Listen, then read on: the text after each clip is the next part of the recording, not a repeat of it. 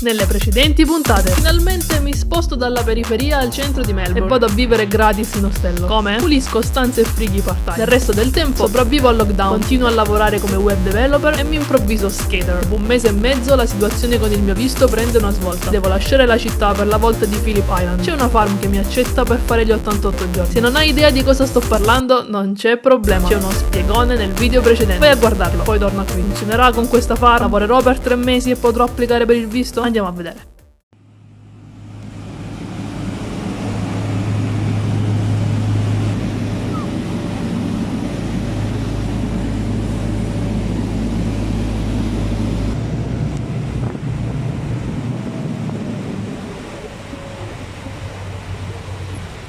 E per la prima volta nella vita una stanza con la vista mare. Ok, mettiamo in pausa per un attimo questo momento di ostentazione e iniziamo a spiegare qualcosa. Sono appena arrivata a Phillip Island, non ci sono ostelli nelle vicinanze, quindi ho prenotato un hotel per qualche notte. Quest'isola è molto turistica. Guarda che posti ci sono qui intorno. Cacchio di scene, che ne sono queste? Dove ero rimasta? Ah sì, niente turismo e la stanza mi è toccata con un bel discount. Ora che sono fuori da Melbourne, questo lockdown quasi inizia a piacermi. Vorrei veramente godermi appieno questi momenti, ma i miei pensieri sono altrove. Domani mattina alle 6:15 devo essere in farm per iniziare a lavorare. Non so davvero cosa aspettarmi. Sarà una farm legittima? Darai i documenti necessari? Riuscirò a coincidiare il mio lavoro a fare 88 giorni in tempo? Avrò una stanza in altri investitori? Ce la farò in generale?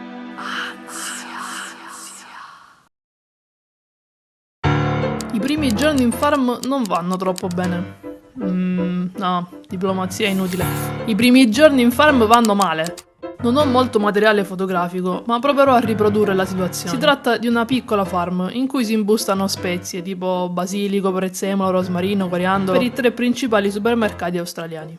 C'è un grande capannone nel quale si entra alle 6:59 in punto la mattina. Prendi un paio di tappetini sudici, entri in una stanza con dei banconi, infili dei guanti usa e getta, prendi una bilancia e un paio di forbici, mentre la supervisor del turno ti dice dove posizionarti intorno a quel bancone. Ci sono circa 12-14 donne di età variabile, backpackers sulla ventina e donne più adulte. Tutte si muovono in fretta, c'è tensione nell'aria, qualcosa le insegue. Cosa siete inseguite? Mi chiedo il primo giorno. Sono affiancata da una ragazza più giovane di me che mi mostra cosa devo fare. A volerlo spiegare brevemente, prendi le erbe da uno scatolone, tagli o togli le parti non buone e rispettando dei parametri di peso, di volume o di quanto la busta deve essere visivamente colma, le imbusti con più o meno garbo. C'è una tecnica per ogni erba, per ogni taglio, per ogni tipologia di imbustamento. Il fattore chiave? La velocità. Non devi essere veloce, ma di questione di secondi, perché ci sono 150-200 buste a testa da riempire, a seconda di qual è la comanda data dalla supervisor, che è giusto a qualche metro di distanza. E osserva, poi cambi erba e ricominci. Ovviamente in piedi, non ci sono sedie o panche in questa stanza, ma il problema non è stare in piedi, il problema è che non c'è possibilità di camminare o di fare dei passi. Tutto il sistema è organizzato in modo tale che tu rimani nella stessa posizione, di fronte al bancone a imbustare. Alle 10 di mattina la supervisor dice 5 minuti di pausa e inseguita dalla stessa cosa di prima si esce dalla stanza e poi dal capannone verso i bagni. Saranno 200 passi. È passato 1 minuto e mezzo già mentre si infila davanti ai bagni. Altri 30 secondi andati. Entri in bagno. Le ginocchia si ritrovano per la prima volta in 3 ore a piegarsi in posizione di squat. E non sai se è una sensazione di sollievo o la peggiore di tutte, sapendo che durerà solo il tempo che arrivi lo stimolo. E preghi che succeda presto perché altri 10 secondi sono passati. Poi ce la fai. Esci dal bagno, ti lavi le mani. 4 minuti andati. Oh no, forse dovrei idratarmi. Passi dalla cucina in cui hai lasciato lo zaino 3 ore prima. Agguanti la borraccia. 4 sorsi d'acqua. La lasci lì perché non hai visto nessun'altra portarsi dietro dell'acqua. Ultimi 20 secondi per tornare nel capannone. Coraggio, sono quasi lì. 5 minuti e 01. Ti rimetti in piedi sul tappetino. Ci sono 150 buste di prezzemolo da riempire ad aspettare. E non lo stai facendo abbastanza velocemente. Me lo ricordano spesso, sia la mia trainer che la mia supervisor. Sì, così, ma devi andare più veloce. Passano altre 2 ore. 30 minuti di pausa. Ora, il primo e anche il secondo giorno sono fiduciosa, ho un sorriso timido sul volto, cerco contatto visivo, starò in mezzo a queste persone per almeno 3 mesi, voglio dare una buona impressione, è stata una faticaccia arrivare a questo punto, ma ora sono qui, ho una possibilità, mi farò degli amici, otterrò il visto, darò il mio meglio come sempre, ho un'etica lavorativa. Il terzo giorno sarà il mal di schiena che si acuisce ogni minuto che passa, sarà la ripetitività di questi gesti, Sarà che ogni ora passata in quella stanza sembra una settimana di tempo. Sarà che ho appena scoperto che dietro a quelle confezioni di cibo al supermercato ci sono anche esseri umani e non solo macchine. Inizio a fare delle domande alle mie colleghe. Alcune lavorano lì da qualche settimana, altre da mesi. Le donne più adulte da anni. Sono solo io a essere scioccata e a sentirmi già totalmente alienata? O lo siete anche voi? A cosa pensate durante quelle 8 ore per farle passare? C'è chi è più entusiasta nel dirlo e chi meno, ma 2 parole echeggiano all'unisono: soldi e visto. Soldi e visto, soldi e visto, soldi e visto. Dai Silvia, siamo qui per questo, magari andrà meglio nei prossimi giorni. Soldi e visto, ripetitelo pure tu: soldi e visto, soldi e visto, soldi. Parcheggialo da qualche parte il cervello, dai, soldi e visto, soldi.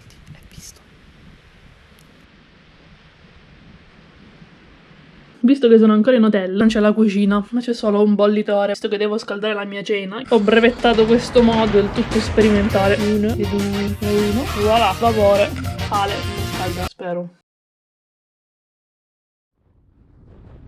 I giorni in cui non lavoro in farm li dedico a cercare casa e a esplorare questa isoletta bellissima.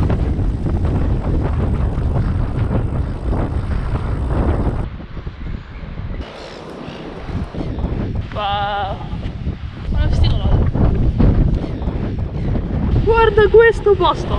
Lo so che non rende con la fotocamera, guarda sti colori. Ma che è? Ma cos'è? Che mi significa? Guarda quanto è incontrollato questo mare. T'ammazzo, dice, vieni, te sbatto sugli scogli e muori. Che non so affari tuoi questi. Ce ne serve un bagno d'acqua. La cosa fighissima è che l'ultima volta che ero qui era pieno di turisti perché non c'era il lockdown. Io che mi lamento tanto che il lockdown è uno schifo. E invece adesso sto qua da sola. Non c'è nessuno, spero manco i serpenti. Se cacchio di colori qui di nuovo. Guarda questa cosa. Che cos'è questa cosa? Che cos'è? Come funziona? Ce ne servono persone qua, non ce ne servono.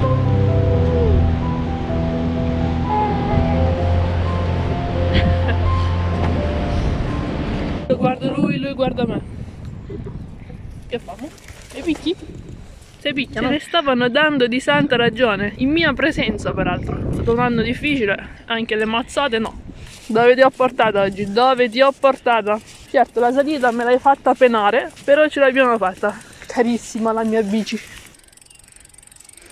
E in uno di questi giri succede qualcosa. Un incontro. Puramente casuale, dicevo io in quel momento. Perché sarebbe bastato inforcare la bici e pedalare via qualche secondo prima che una macchina rossa si parcheggiasse proprio a qualche metro di distanza da me. E invece ero lì, a contemplare l'oceano, pensando a quanto davvero non volessi tornare in farm la mattina dopo, quando in mezzo a tutto quel vento sento delle parole dirette a me. It is windy today, isn't it? E con questa semplicissima frase la mia storia in Australia cambia totalmente. Ma ci ritorniamo tra poco.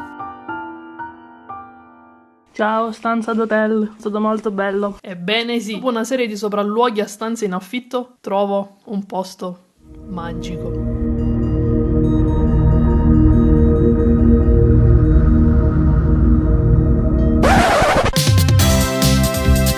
Allora, questa è la casa di Ellen, grande, laghetto, cane. Ciao cani, pure un gatto, letto. Poi arrivi a questa cosa qui, è dove abito io.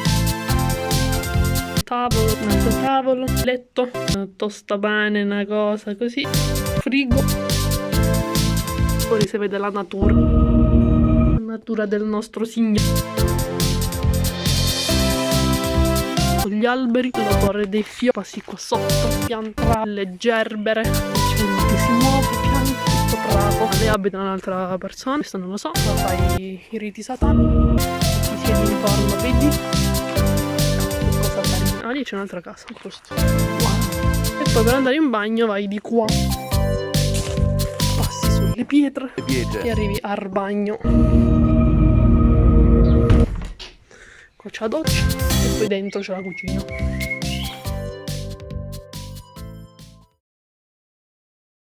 Il giorno dopo torno in farm. La situazione non migliora.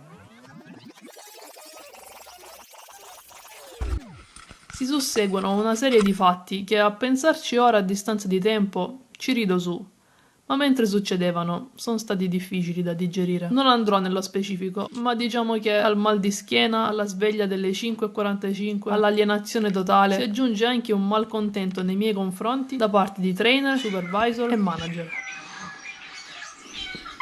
con il quale ho un confronto, perché per la seconda settimana, come per la prima, mi assegna solo 3 turni di lavoro. Ora, da una parte davvero ne sono felicissima, meno tempo passo in quella farm meglio sto, ma dall'altra ho bisogno di almeno 5 turni a settimana per ottenere il visto in tempo. Mi rimetto a scrollare annunci di lavoro, di nuovo, dopo appena 3 settimane. A rendere tutto più pesante poi c'è un senso di impegno e responsabilità. Sono arrivata sull'isola giusto 2 settimane fa. Ho detto a tutti che venivo qui a fare le farm. Ho appena trovato una sistemazione. Non me ne posso andare. Sei una che molla se lo fai. Hanno ragione gli altri.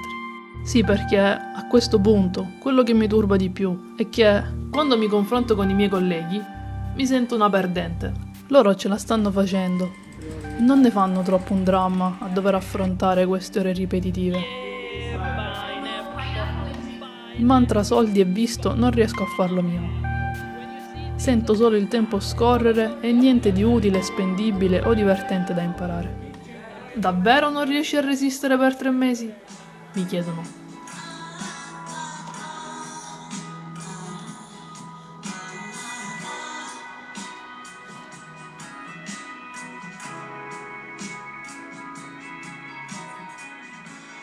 È arrivato il momento di raccontare dell'incontro di qualche giorno prima. In piedi, davanti alla sua macchina rossa, a fissare l'oceano come me, c'è il signor Anton.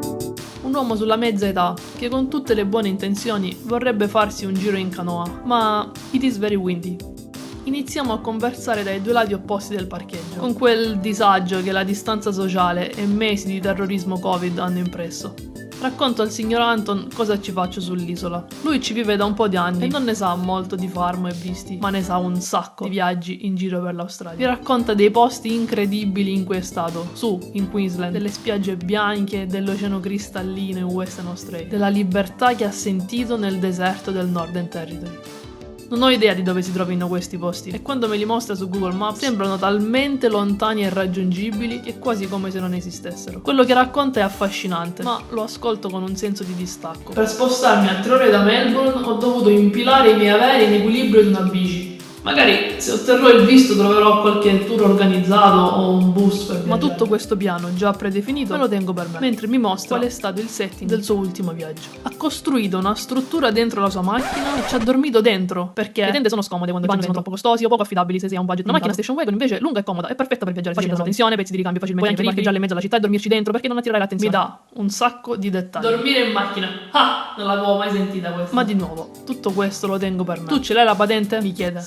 Sì. Beh, allora è facilissimo. È così che dovresti viaggiare. Ah, certo, Anton, facilissimo. Ma cosa ne vuoi sapere? Come se avere la patente da 10 anni bastasse. In media avrò guidato 3-4 volte l'anno e non credo di aver mai imboccato un'autostrada. Ho superato un'altra macchina. Ho fatto benzina. Se vuoi, ti aiuto io a cercare una macchina. Ti accompagno dai concessionari.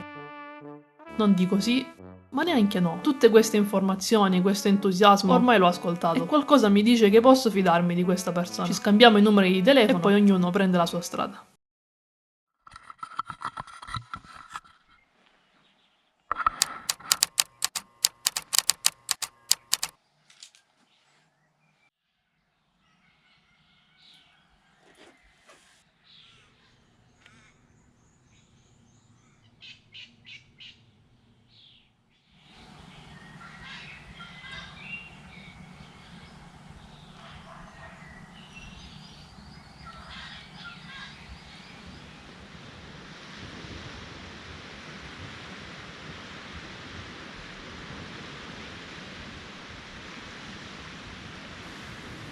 Ma sai che c'è? Ma io me ne vado davvero. Come? Non lo so. Dove? Neanche quello so. Ma sai cosa? Me ne vado. E lì succede, la sento. Si accende come un lumino, piccolo, minuscolo, all'interno del petto. Come si è acceso quello rimane un mistero. Inizia a erogare calore e colore. È di un celeste argento vivo. Si muove lento, oscilla. E quella è la speranza.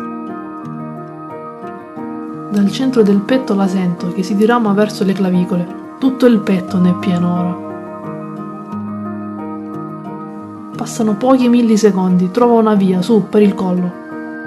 E come una bomba esplode nel viso, pizzica sulle guance che si arrossano e su, nel contorno degli occhi che si trovano impreparati, non reggono la pressione, si umidiscono. Pochi millisecondi ancora e le tempie pulsano. Anche la testa è al corrente di quello che è successo. E ora, lì, quella è eccitazione pura. La testa ne è invasa. La speranza è diventata possibilità. Quindi posso farlo davvero? Quella situazione che era l'unica possibile fino a pochi secondi fa? Mi stai dicendo che c'è un'alternativa? Gli occhi, ancora impreparati e umidi, fissano un punto fisso nel vuoto. Ma dall'altro lato della retina ci sono albe e raggi di sole che non esistevano, appena un battito cardiaco va. Così tanto è cambiato in quel corpo che si è acceso di colpo. Un occhio esterno, uno qualsiasi che passava di lì, proprio mentre quella fiammella si accendeva, avrà visto la linea in mezzo alle labbra stirarsi improvvisamente e allungarsi verso l'alto. Un sorriso. Quell'occhio esterno ha assistito ad un miracolo, ma non lo sa.